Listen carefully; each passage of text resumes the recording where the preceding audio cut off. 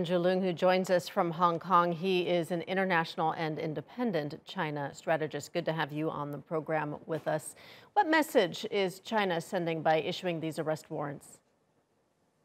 Well, I think that you've got to look at two important aspects in context. First of all, Hong Kong is now being used as a kind of chessboard for 360 degrees pushback by the United States against what is perceived as an existential threat to American the liberal-led order led by the United States. So you can see that there is a pushback on trade, on technology, on South China Sea, Hong Kong, Taiwan, the whole thing. So Hong Kong is part of this rivalry or confrontation against Beijing. In fact, Beijing is now being demonized by the leaders on Capitol Hill.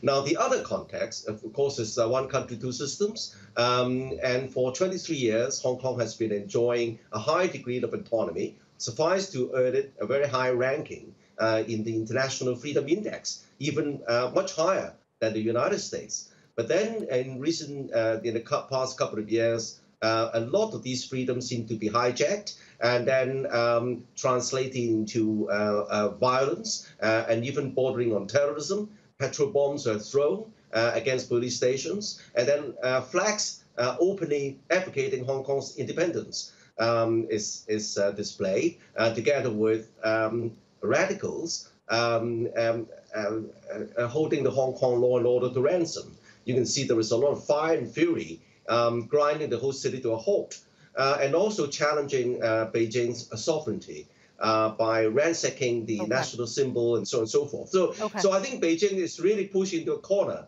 and hence this national security law imposed on Hong Kong. One of the six who is targeted, though, is Samuel Chu. He's a U.S. citizen. What does that tell you about the reach of this law? And what does this mean for people who are outside of China, not even Chinese citizens, who are critical of the Chinese government?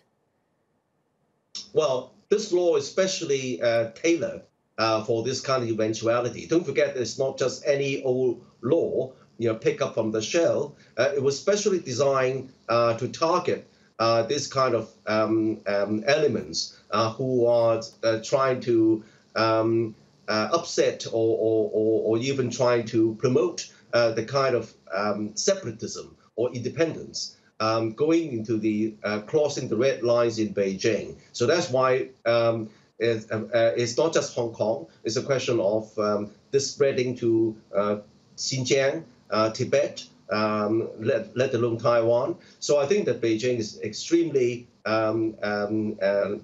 concerned about this. And of course, as far as national security is concerned, all countries, including the United States, have laws which extend to kind of perpetrators, even though they are outside the country. For example, Edward Snowden and so on and so forth.